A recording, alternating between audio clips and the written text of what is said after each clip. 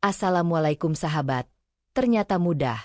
Setelah ada kesulitan pasti ada kemudahan. Bayangkan.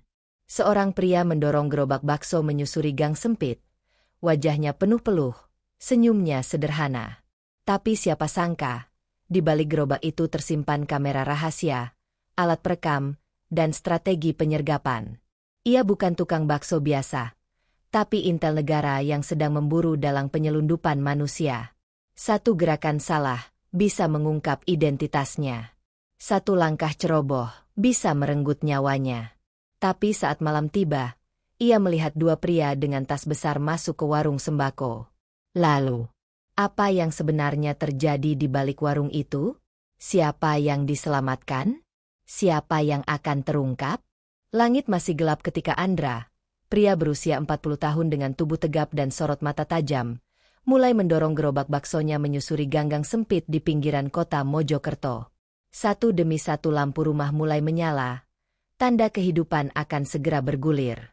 Namun bagi Andra, hari ini bukan sekadar jualan, ini adalah bagian dari operasi besar yang mempertaruhkan nyawa banyak orang. Gerobak itu bukan gerobak biasa. Di bawah tempat kuahnya tersembunyi kamera kecil.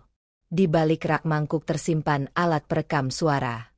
Dan di sisi dalam, tertempel sebuah tombol darurat yang langsung terhubung ke markas pusat. Tapi semua itu tertutupi oleh aroma sedap dari kuah bakso yang ia racik sendiri semalam. Andra adalah agen intelijen yang telah mengabdi lebih dari 20 tahun.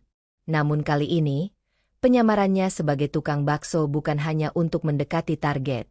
Ia ditugaskan mengungkap jaringan perdagangan manusia yang telah menjerat ratusan warga desa. Mereka dijanjikan kerja halal di Kamboja, tapi kenyataannya dijual. Target utamanya adalah seorang pria yang dikenal warga dengan nama Pak Darmin. Seorang pemilik warung sembako yang tampak ramah, rajin ikut pengajian, dan sering memberi sedekah kepada warga miskin.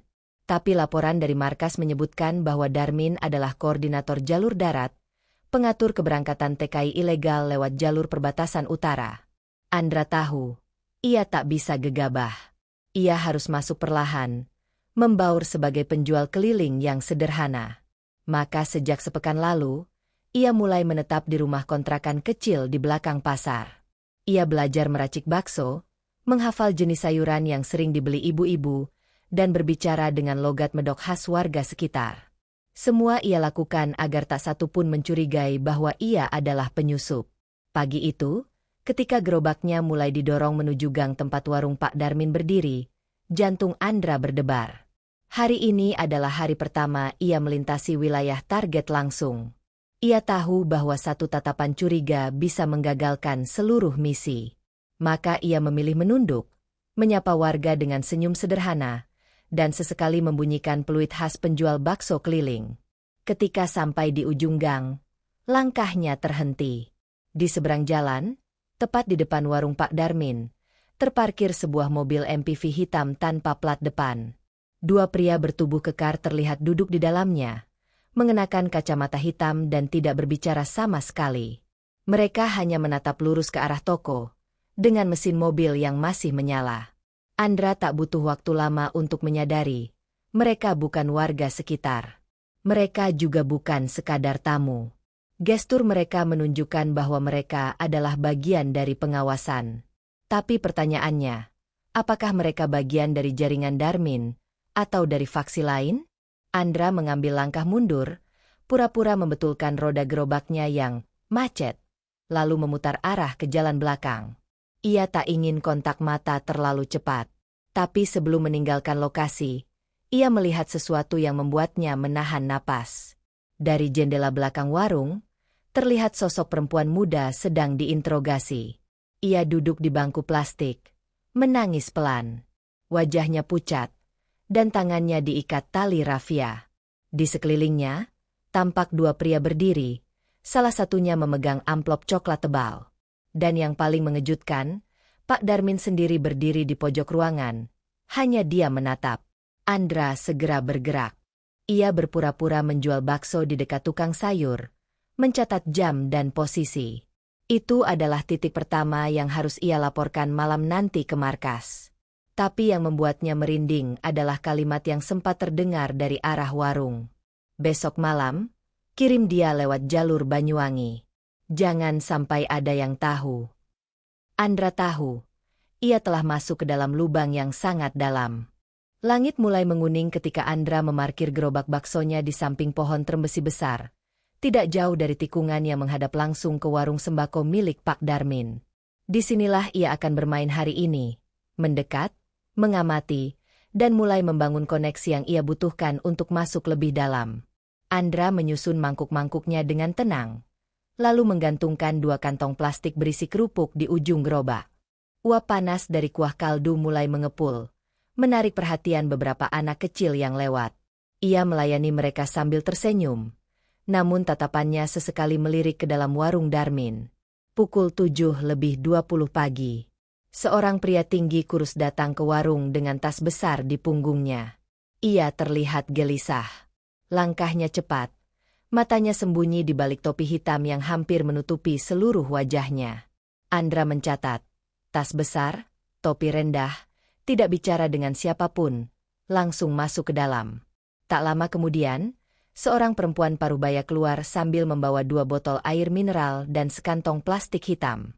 Namun yang membuat Andra makin curiga adalah saat perempuan itu berhenti sejenak di dekat mobil hitam yang masih parkir di sisi jalan.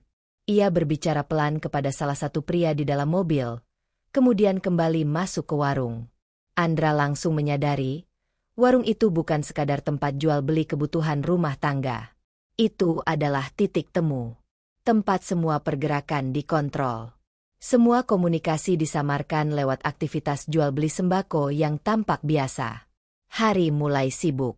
Pedagang pasar berteriak-teriak menawarkan barang dagangan, suara motor melintas, dan bel sepeda tukang roti bersahutan. Tapi di antara semua hiruk-pikuk itu, Andra tetap fokus pada satu hal, siapa yang datang, dan siapa yang pergi dari warung Darmin. Menjelang siang, datanglah 2 pemuda berbadan kecil, tampak seperti mahasiswa. Namun cara mereka mengintip ke kanan-kiri saat masuk membuat Andra langsung waspada. Mereka tidak membeli apa-apa. Hanya masuk, lalu keluar 10 menit kemudian sambil membawa amplop kecil dan selembar kertas. Andra tak ingin melewatkan ini. Ia segera memberanikan diri mendekati tukang ojek pangkalan yang biasa mangkal tak jauh dari situ. Dengan gaya santai, sambil menyeruput bakso, ia bertanya ringan. "Pak, warung itu ramai juga ya sekarang?" Sang tukang ojek menjawab sambil tertawa kecil. "Iya mas, tapi bukan karena sembakonya. Banyak orang luar kota mampir. Katanya sih buat ambil pesanan. Saya juga gak tahu pesanan apa." Itu cukup. Frasa, pesanan, sudah cukup membuka arah pikirannya. Ia tahu apa yang dimaksud. Identitas palsu, dokumen perjalanan, atau mungkin tiket kapal gelap menuju Kamboja. Saat malam mulai turun, dan warung mulai menutup, Andra berjalan pelan pulang ke kontrakannya. Di sepanjang jalan ia menggenggam erat buku catatannya. Hari ini, ia sudah punya 3 pola yang bisa disampaikan ke pusat. Kedatangan rutin tamu dengan tas besar. Pertemuan singkat dengan amplop yang selalu berpindah tangan. Kode, pesanan, yang digunakan warga sekitar sebagai bahasa rahasia. Namun, langkah Andra terhenti ketika ia melewati sebuah gang kecil di dekat kontrakannya. Ada suara perempuan menangis dari balik tembok rumah kosong yang tak lagi ditempati. Pelan-pelan ia dekati, dan ia menemukan seorang gadis remaja duduk memeluk lututnya di sudut tembok. Wajahnya lebam, matanya sembab. Andra tak bicara apa-apa. Ia duduk di hadapannya, hanya diam. Perlahan gadis itu berkata, Aku gak mau dikirim, Pak. Tapi mereka udah ambil KTP-ku. Aku dipaksa." Nama gadis itu Sari, baru berusia 17 tahun. Ia dipaksa ikut program kerja luar negeri oleh pamannya sendiri yang bekerja sama dengan Darmin. Andra tahu, Sari bukan yang pertama, dan bukan yang terakhir. Dan di malam yang semakin sunyi itu, satu hal terpatri kuat dalam pikiran Andra, waktu tak bisa menunggu lebih lama. Pukul 3 dini hari. Di kamar kontrakan berukuran 3 kali 3 meter yang hanya diterangi lampu kecil di atas meja, Andra menatap layar laptop mini yang tersambung dengan alat perekam tersembunyi di gerobaknya. Gambar-gambar yang terekam sepanjang hari ia tonton ulang satu persatu. Perlahan, frame demi frame. Ada satu rekaman yang menarik. Sebuah momen tak lebih dari 2 detik, di mana Pak Darmin menerima sebuah bungkusan dari pria bertopi, lalu menyelipkannya ke balik etalase sembako. Tapi dalam pantulan kaca etalase, terlihat bahwa bungkusan itu bertuliskan TKMJKT07. Sebuah kode yang tidak biasa. Andra memperbesar gambar itu. Ia tahu kode seperti ini bukan sekadar label biasa. TK bisa berarti tenaga kerja, MJKT merujuk Mojokerto, dan 07 adalah nomor urutan pengiriman. Jika benar, ini adalah bukti bahwa pengiriman TKI dilakukan sistematis, terorganisir, dan berskala besar. Malam itu, Andra tidak tidur. Ia mencatat semua hal penting. Waktu kedatangan mobil hitam, ciri fisik para pria yang datang ke warung, dan percakapan singkat dari para pelaku yang berhasil terekam. Semua ini adalah potongan teka-teki yang mulai menyatu. Keesokan paginya, Andra kembali berdagang di lokasi yang sama. Tapi kali ini, ia menambahkan kamera tambahan kecil di sisi belakang gerobaknya, tersembunyi di balik tempat tusuk bakso. Ia tahu, hari ini mungkin akan lebih berbahaya, tapi juga lebih menentukan. Pukul 9 pagi, Pak Darmin keluar dari warung. Ia berdiri di pinggir jalan sambil merokok, lalu memberi isyarat dengan 2 jari ke arah mobil yang baru saja datang. Mobil itu tidak memiliki plat depan, hanya plat belakang yang dilapisi lumpur. Dari dalam mobil, turun 2 pria muda. Wajah mereka tertutup masker hitam. Salah satu dari mereka membawa koper besar berwarna merah. Tanpa bicara, mereka langsung masuk ke dalam warung. Pak Darmin menyusul beberapa detik kemudian. Andra tahu, inilah waktunya. Dengan langkah tenang, ia mendorong gerobaknya perlahan ke depan warung. Ia berhenti beberapa meter dari pintu, pura-pura menata tusuk bakso. Tapi tangan kirinya menyentuh tombol kecil di dalam laci gerobak. Tombol itu mengaktifkan kamera di bagian bawah gerobak yang menghadap langsung ke arah pintu warung. 10 menit berlalu. Lalu muncul seseorang yang tak terduga. Seorang pria tua dengan jubah coklat lusuh dan tongkat kayu berjalan tertatih-tatih menghampiri warung. Ia menyapa Pak Darmin dengan sebutan, "Bos." Tapi yang mengejutkan, saat Darmin menyuruhnya masuk, orang tua itu langsung mencium tangan Darmin dengan patuh. Andra merasa aneh. Warga mengenal Darmin sebagai dermawan. Tapi hari ini, bahkan seorang tua pun menunjukkan gestur tunduk padanya, seperti bawahan terhadap atasan. Ada sesuatu yang besar tersembunyi di balik senyum dan warung sederhana itu. Setelah semua orang masuk ke dalam, gerbang warung ditutup setengah. Andra tak bisa melihat apa yang terjadi di dalam, tapi ia bisa mendengar sedikit suara dari mikrofon tersembunyi. Percakapan tergesa dan suara seperti koper yang diseret ke lantai. Kemudian, terdengar satu kalimat yang membuat darah Andra berdesir. "Besok malam, kapal berangkat.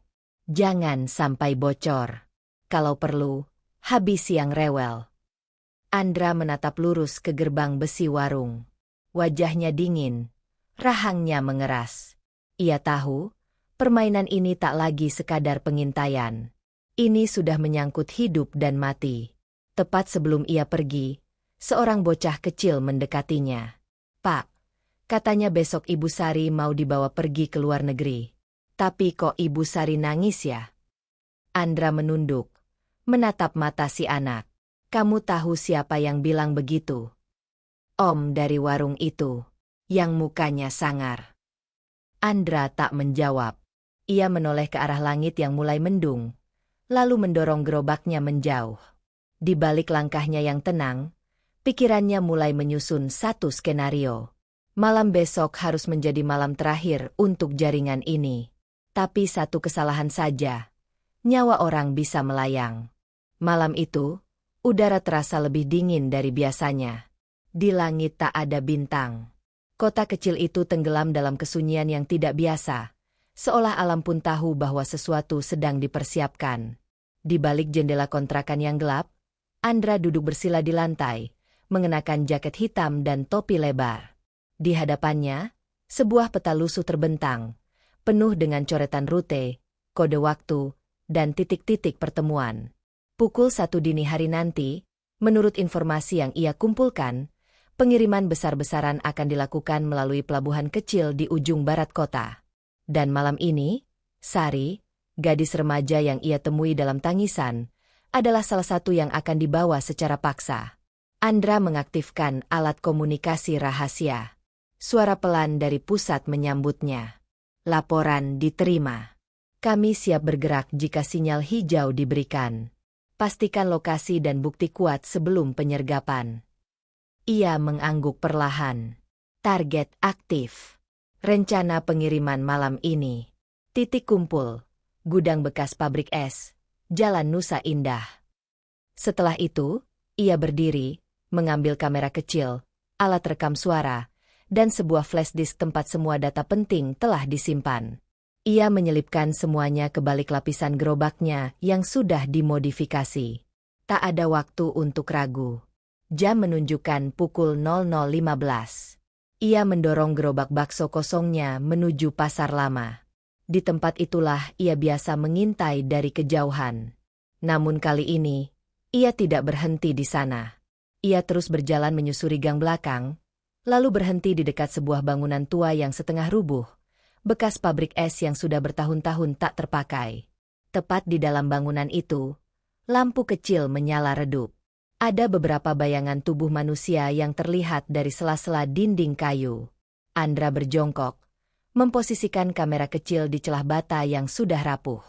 Di dalam gudang, ia melihat Pak Darmin berdiri di depan 6 orang muda. 4 perempuan dan 2 laki-laki. Semua tampak lelah, ketakutan, dan mengenakan pakaian seadanya. Di dekat mereka berdiri 2 pria berbadan besar, menjaga dengan ekspresi bengis. Salah satu dari mereka memegang tiket kapal dan paspor palsu. Lalu masuklah seseorang yang tak pernah Andra lihat sebelumnya.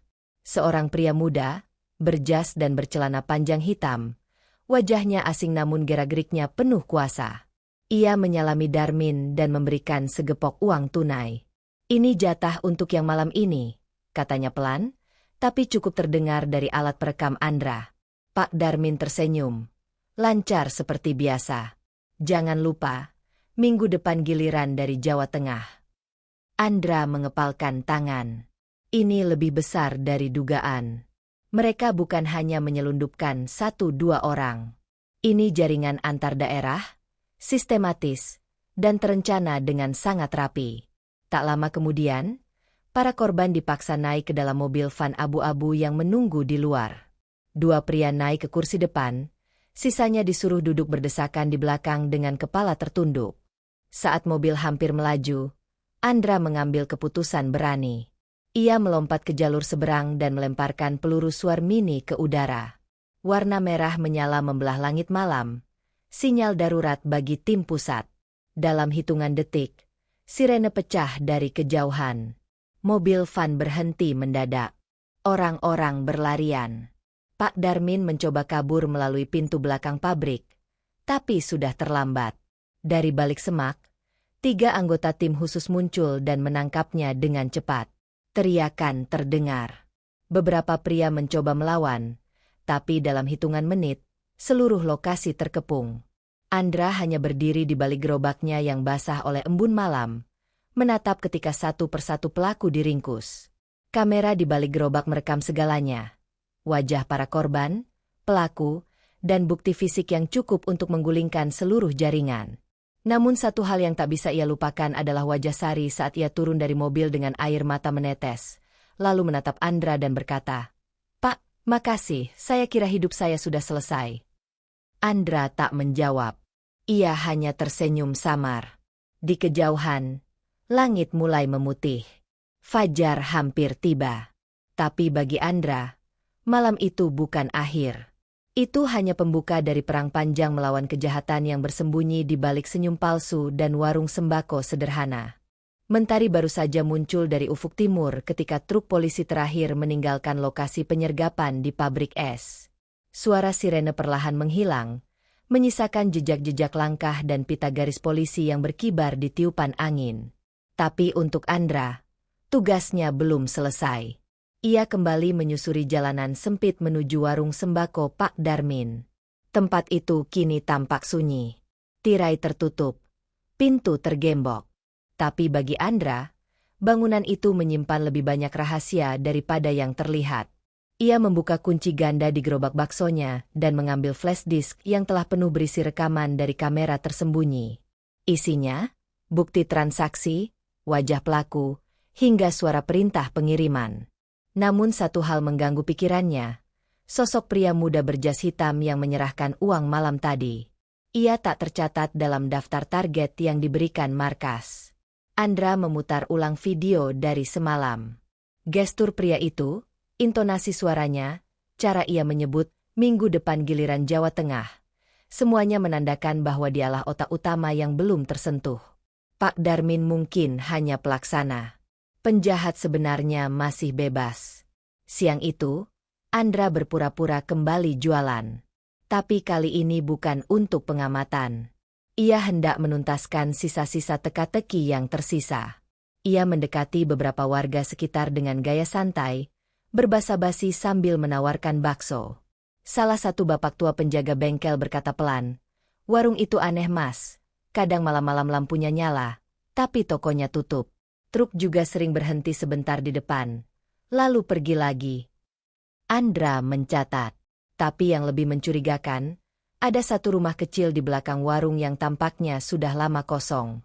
Namun ia mendengar suara aktivitas samar dari dalam. Malam harinya, ia kembali ke lokasi itu. Dengan langkah pelan, ia menelusuri sisi kiri warung dan mendapati pintu kecil yang tertutup rapat, namun tidak digembok. Dengan hati-hati, Andra mendorong pintu itu dan masuk ke dalam ruangan gelap. Aroma lembab menyambutnya. Ia menyalakan senter kecil. Di dalam, ia menemukan tumpukan koper, amplop berisi uang pecahan baru, dan ratusan paspor palsu. Namun yang paling mengagetkan adalah sebuah ruangan kecil yang penuh coretan nama dan kode keberangkatan di dinding. Salah satunya bertuliskan, TKJT18 dikirim via laut, 24 April, kontak, Adnan, Jakarta. Andra menahan napas. Ini bukan hanya tentang Mojokerto. Jaringan ini menjalar ke banyak provinsi. Jakarta, Jawa Tengah, mungkin juga keluar Jawa. Dan nama Adnan, nama itu dikenal di lingkaran hitam sebagai agen bayangan, otak dari banyak pengiriman gelap. Tiba-tiba, suara pintu depan terdengar berderit. Andra segera mematikan senter dan bersembunyi di balik lemari tua. Dua orang pria masuk, berbicara pelan sambil membawa dua tas besar. "Malam ini ambil sisanya. Satu tas buat Adnan, satu buat pengiriman besok," kata salah satunya. Andra mendengarkan dengan jantung berdegup cepat. Ia merekam percakapan itu dengan alat suara di sakunya. Ketika kedua pria itu mulai keluar, ia menyelinap keluar melalui jendela belakang dan menghilang ke kegelapan. Keesokan harinya, Andra kembali menghubungi markas. Dengan bukti baru yang ia temukan, ia mendorong pusat untuk mengembangkan penyelidikan ke Jakarta dan Jawa Tengah. Tapi sebelum semua itu bergerak, ia menyadari satu hal, namanya kini tidak lagi aman. Dari laporan yang ia baca pagi itu, beberapa anggota jaringan yang berhasil kabur menyebarkan info tentang tukang bakso mata-mata. Dan wajah Andra mulai tersebar di antara para penghubung bawah tanah. Sore harinya, saat ia mendorong gerobak di gang kecil seperti biasa, seorang pria tak dikenal berdiri di ujung jalan. Ia tak membeli apa-apa, hanya menatap tajam, kemudian berjalan menjauh sambil menyentuh ponselnya. Andra menarik napas panjang. Ia tahu misi ini belum selesai. Dan kini, dirinya telah menjadi target. Pukul 2 siang, cuaca Mojokerto mendadak berubah murung. Langit mendung, angin berhembus kencang, dan suasana pasar menjadi lebih lengang dari biasanya. Di tengah sunyi itu, Andra menutup gerobaknya lebih awal dari biasa. Bukan karena dagangan habis, tapi karena firasatnya yang tak enak sejak pagi tadi. Ia masih teringat jelas tatapan pria misterius yang menatapnya di ujung gang. Tatapan yang tak ramah, tak asing. Tatapan seorang pengintai, bukan pembeli. Begitu tiba di kontrakannya, Andra memeriksa setiap sudut pintu dan jendela.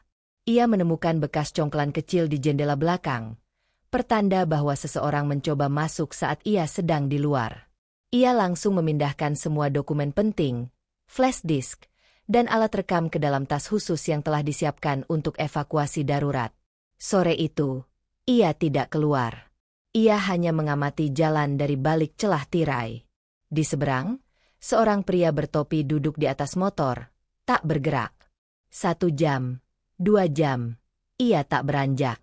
Sampai akhirnya, pukul 5 sore, 2 orang lain datang menghampiri pria itu. Mereka berbicara singkat, lalu pergi secara terpisah.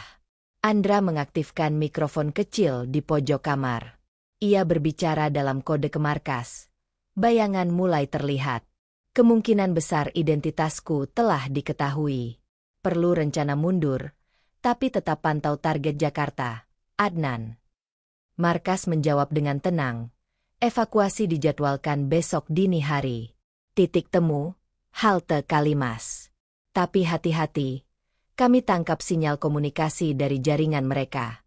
Ada perintah untuk hilangkan si penjual bakso sebelum operasi melebar. Andra mengepalkan tangan. Ia tahu risikonya sejak awal, tapi mendengar bahwa kepalanya telah dihargai dalam jaringan penjahat itu membuat adrenalin naik. Namun ia juga tahu, jika ia pergi sekarang, jaringan itu akan kembali tumbuh. Maka malam itu, ia mengambil keputusan gila. Ia kembali ke warung sembako milik Darmin, yang kini sudah disegel polisi, tapi bagian belakangnya masih bisa diakses lewat gang kecil. Dengan alat pembuka kunci yang dibawanya, Andra menyusup ke dalam, menyusuri jalur yang sebelumnya ia lewati. Di ruang belakang, ia membuka rak logam yang tertutup tirai. Di baliknya, ia menemukan sebuah brankas kecil tertanam di dinding. Brankas itu sebelumnya luput dari penggeledahan. Dengan hati-hati, ia membongkar kuncinya menggunakan metode tekanan getaran. 5 menit, 10 menit, klik. Brankas terbuka. Isinya bukan uang, bukan emas, tapi selembar surat jalan dari kedutaan Kamboja, 2 lembar visa palsu, dan 1 berkas besar yang mengejutkan. Daftar lebih dari 50 nama calon korban dari berbagai kota, lengkap dengan foto dan status pembayaran. Dan di ujung berkas itu, tertulis, Koordinator, Adnan Raharja, Jakarta. Andra menyalin seluruh dokumen ke flash disk cadangan. Namun saat ia hendak keluar dari ruangan, suara langkah kaki terdengar dari luar warung. Pastikan dia masih di sini. Kalau perlu, bakar semua, ucap suara berat dari luar.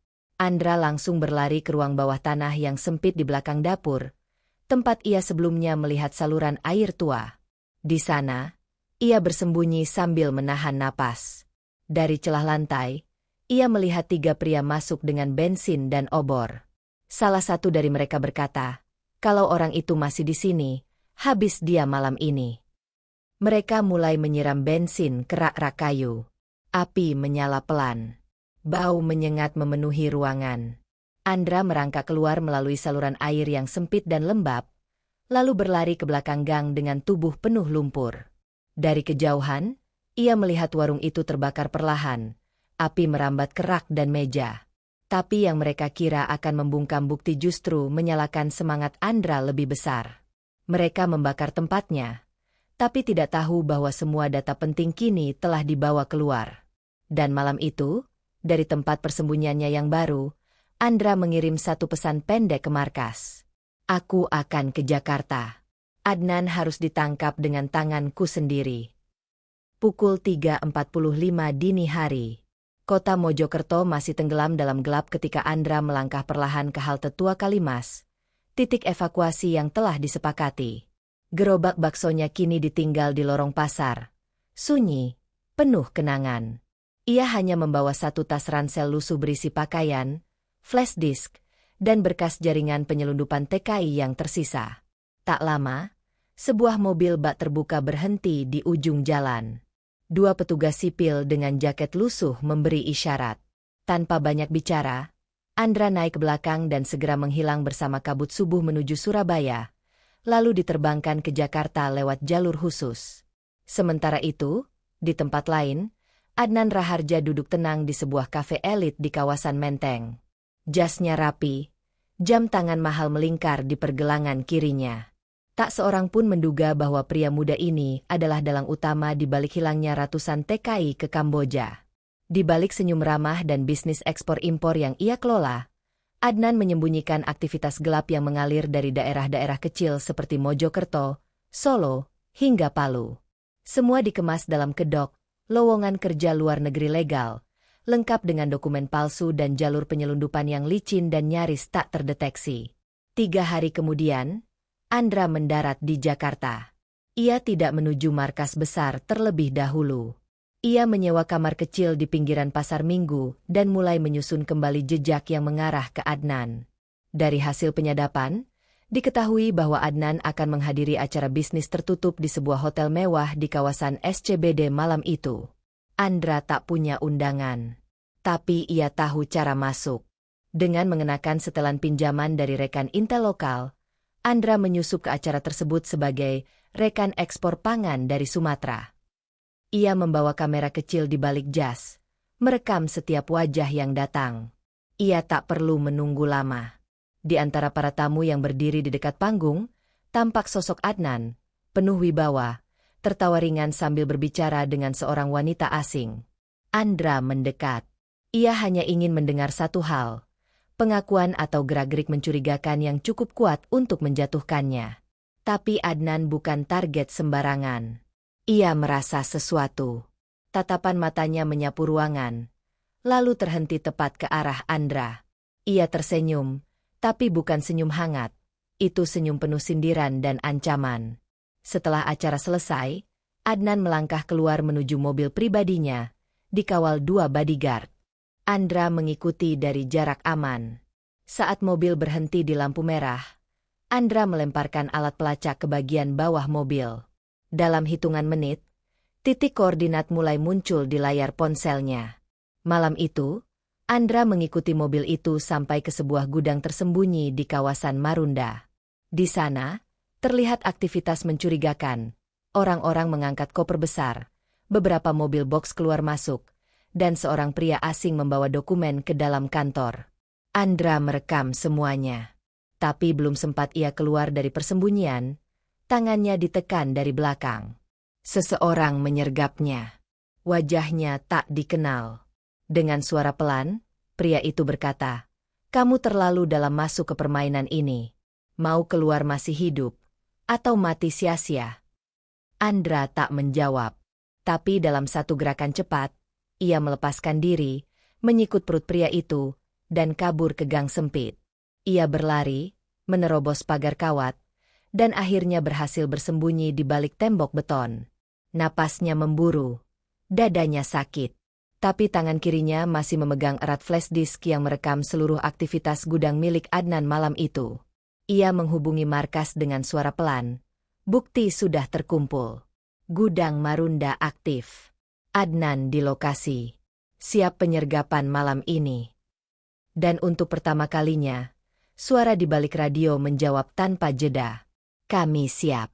Tangkap Adnan malam ini. Jangan beri ruang sedikit pun untuk lolos." Malam itu, langit Jakarta muram. Awan hitam menggulung seperti menyimpan badai yang tertunda. Namun bagi Andra, badai sesungguhnya sudah mulai bergerak. Bukan di langit, tapi di jalur bawah tanah penyelundupan manusia yang telah ia ikuti sejak dari Mojokerto. Pukul 22.13, di halaman parkir yang sunyi tak jauh dari gudang Marunda, 6 mobil hitam tanpa tanda pengenal berhenti berjejer. Dari dalamnya keluar belasan petugas bersenjata lengkap. Semuanya adalah unit elit dari Intel Pusat. Mereka berpakaian preman, bergerak cepat tapi senyap, memutari bangunan gudang dari 3 sisi berbeda. Andra memimpin penyergapan dari arah timur. Ia tahu benar. Bangunan itu memiliki 2 pintu utama dan 1 pintu belakang yang biasa digunakan untuk jalur pelarian. Malam ini, semua jalur telah ditutup. Tidak akan ada yang lolos. Dari layar tablet kecil yang dibawanya, Ia melihat titik pelacak di mobil Adnan masih berada di halaman dalam. Itu berarti target utama masih ada di lokasi. Namun waktu terus berjalan. Semakin malam, semakin berisiko. Mereka harus bergerak sebelum semua bukti dibereskan atau dibakar. Pukul 22.47. Sinyal diberikan. Tim pertama mendobrak pintu utama. Teriakan membelah malam. Tiarap. Ini petugas. Jangan bergerak. Dari dalam, suara kaca pecah dan tumpukan koper jatuh terdengar. Beberapa pria berpakaian tukang mengangkat tangan ketakutan. Namun 2 dari mereka mencoba melarikan diri. Mereka langsung dibekuk tim kedua yang masuk dari sisi kanan. Andra sendiri berlari menuju ruang kantor yang terletak di lantai 2 gudang. Di sanalah ia menduga Adnan berada. Menyusun rencana terakhir sebelum kabur. Tangga sempit yang licin tidak menghentikannya. Ia menendang pintu kantor dengan sekali hantam. Dan di sana, tepat di hadapannya, Adnan berdiri dengan senyum dingin. Kedua tangannya sudah terangkat tinggi. "Aku sudah tahu kau akan datang," katanya. "Tapi kamu salah. Andra, kamu pikir ini semua akan selesai hanya dengan menangkapku?" Andra tidak membalas. Ia hanya menodongkan senjata ke arah dada Adnan, lalu memberi isyarat kepada 2 petugas lain untuk memborgolnya. Namun Adnan sempat melirik laptop yang masih terbuka di meja, menampilkan layar hitam dengan 1 kalimat. Batch berikutnya, 35 orang, dikirim dari Semarang, 2 Mei. Andra menatap layar itu dengan rahang mengeras. Bahkan di saat ditangkap pun, jaringan Adnan masih berjalan. Ini bukan tentang 1 orang. Ini tentang sindikat internasional yang telah berjalan selama bertahun-tahun. "Siapa yang atasannya?" tanya Andra tegas. Adnan tertawa pelan. "Kamu tidak siap tahu. Bahkan beberapa orangmu sendiri mungkin ada di dalam daftar kami." Petugas lain menyeret Adnan turun. Sementara itu, Andra memeriksa isi ruangan. Ia menemukan 2 koper penuh paspor palsu, cap stempel kedutaan, serta lembar-lembar kontrak kerja palsu yang ditujukan untuk negara-negara di Asia Tenggara. Semua ini menjadi bukti tambahan. Tapi malam itu, Andra tidak merasa menang. Ia merasa baru saja membuka kotak neraka. Penyergapan malam itu berhasil.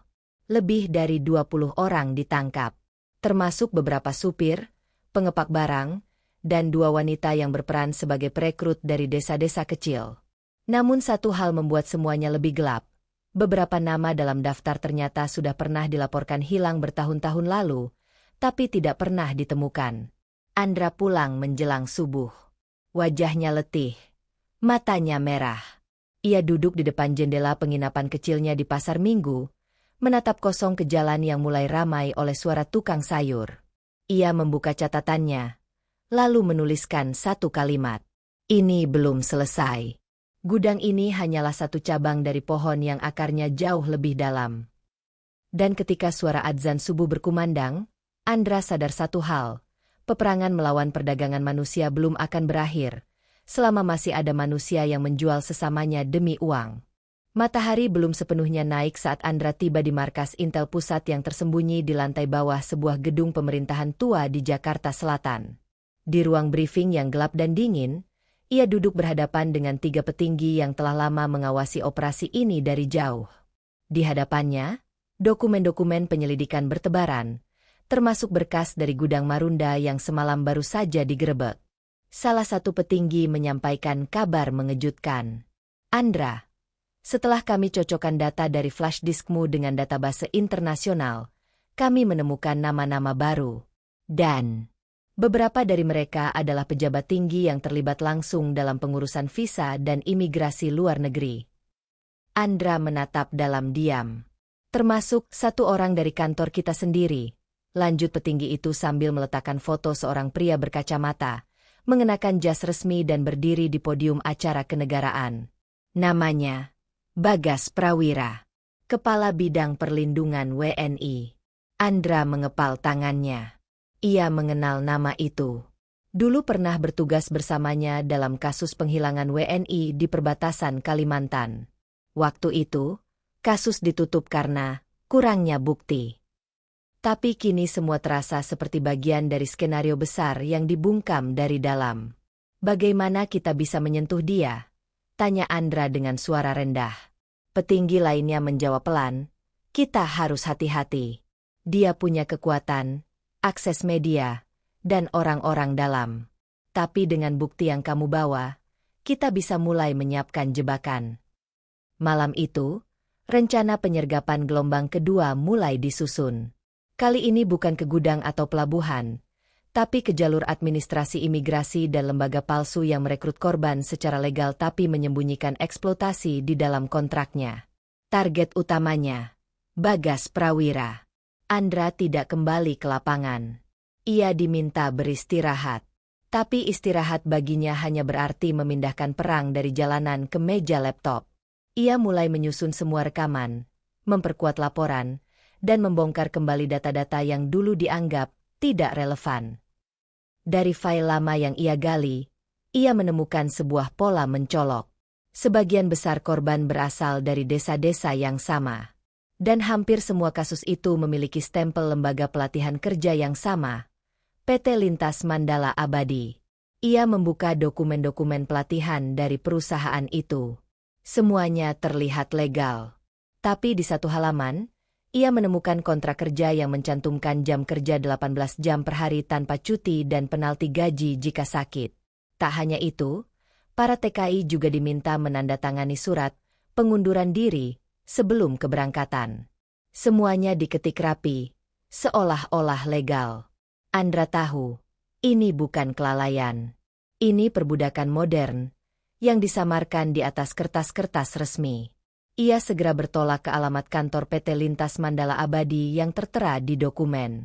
Lokasinya berada di sebuah gedung tua di Cempaka Putih, di lantai 3. Tapi begitu tiba di sana, kantor itu sudah kosong. Pintu terkunci, meja-meja berserakan, dan tak ada satupun berkas tertinggal. Namun di atas meja, Andra menemukan sesuatu yang membuat bulu kuduknya berdiri. Sebuah foto berbingkai. Foto Adnan sedang berdiri berdampingan dengan Bagas Prawira, tersenyum, dan di bawahnya tertulis, Mitra strategis untuk ekspor tenaga kerja Asia Tenggara. Andra tak bisa berkata-kata. Semua benang kini mulai menyatu. Yang selama ini dianggap sebagai penyelamat warga miskin dengan program kerja ke luar negeri, ternyata adalah pemangsa paling licik. Pukul 20.14, Andra kembali ke markas. Ia menyerahkan foto itu sebagai bukti terakhir. Mulai malam ini, katanya pelan, kita tak lagi melawan mafia kecil. Kita sedang melawan monster yang disembunyikan negara itu sendiri. Dan di layar monitor markas, tertera nama operasi baru. Operasi Hantu Negara, menyingkap mafia TKI dari dalam pemerintahan. Malam itu, Jakarta terlihat tenang dari luar. Tapi di dalam pusat komando rahasia, detak waktu berdetak lebih cepat. Operasi Hantu Negara telah resmi dimulai. Dan malam ini, seluruh kekuatan diam-diam diarahkan bukan ke pelabuhan, bukan ke perbatasan, tapi ke jantung pemerintahan yang selama ini dianggap sebagai pelindung rakyat. Andra berdiri di depan layar lebar yang memperlihatkan peta digital, jalur pengiriman, kantor pelatihan kerja palsu, lokasi pertemuan rahasia, serta satu titik merah yang paling menyala terang, gedung tinggi di bilangan Kuningan, kantor tempat Bagas Prawira berkantor setiap harinya. Pukul 22, semua tim telah siap. Mereka menyusup perlahan, tak berseragam, menyamar sebagai petugas kebersihan, tukang listrik, bahkan satpam baru. Semua sudah dilatih untuk satu tujuan, mengambil Bagas hidup-hidup beserta dokumen asli yang ia simpan. Sementara itu, di ruangannya yang dingin dan mewah, Bagas menyesap kopi hangat sambil membuka email terakhir dari Adnan yang kini telah ditahan. Saya minta maaf. Dia tahu semua. Dan saya rasa saya tak akan keluar hidup-hidup. Bagas menghela napas panjang. Ia tahu waktunya sudah dekat. Namun ia tidak akan menyerah begitu saja. Ia membuka brankas di bawah lantai kayu, mengambil satu koper kecil berisi dokumen sensitif dan flash disk yang menyimpan data ribuan pengiriman dari 2016 hingga 2025. Namun tepat ketika ia hendak meninggalkan ruangan, suara langkah cepat terdengar dari koridor. "Pak Bagas, tolong ikut kami." Suara itu dingin, tegas. Andra muncul dari balik pintu, mengenakan jaket gelap dan memegang surat penangkapan resmi yang ditandatangani langsung oleh Kepala Intel Pusat. Di belakangnya, 3 anggota tim pengamanan bersiap menyergap jika Bagas melawan. Bagas hanya tersenyum tipis. "Kau cepat juga, Andra. Tapi kamu terlalu percaya sistem. Kamu kira ini akan berhenti di saya?" Andra tak menjawab. Ia hanya menatap tajam, lalu melangkah mendekat. "Aku tahu kau bukan aktor utamanya. Tapi kamu sudah cukup jauh menghancurkan hidup orang-orang kecil. Yang kamu kirim ke neraka, tidak semuanya kembali. Dan malam ini, kamu akan mempertanggungjawabkan itu." Dengan tangan gemetar, Bagas menyerahkan koper dan flash disk. Saat diborgol, ia menatap Andra sekali lagi. "Kau pikir kamu pahlawan? Kau hanya bidak lain dalam permainan ini." Namun Andra tetap diam. Ia tahu, memang benar. Ini bukan akhir. Ini hanyalah perang yang baru dibuka selapis. Tapi setidaknya malam ini, satu kepala besar telah diputus dari tubuh busuk yang selama ini bersembunyi di balik kemanusiaan palsu. Pukul 3:10 dini hari, Bagas resmi ditahan. Seluruh data yang ditemukan dalam kopernya memperkuat dugaan bahwa jaringan ini menjalar hingga ke luar negeri, dengan koneksi di Singapura, Malaysia, hingga Kamboja. Namun satu file di flash disk itu membuat semua yang hadir di ruang komando terdiam. File bernama Daftar Mitra Pelindung. Isinya, nama-nama tokoh berpengaruh, jabatan, jumlah, donasi yang diterima, dan logo lembaga-lembaga tinggi negara. Andra menyandarkan punggungnya ke dinding. Ia menarik napas dalam. Dunia ini terlalu busuk untuk dibersihkan sendirian. Tapi di tangannya kini, ada satu hal yang membuatnya tetap bertahan. Kebenaran. Dan malam itu, sebelum ia memejamkan mata untuk tidur sejenak di kursi kayu markas, ia menulis di catatan kecilnya.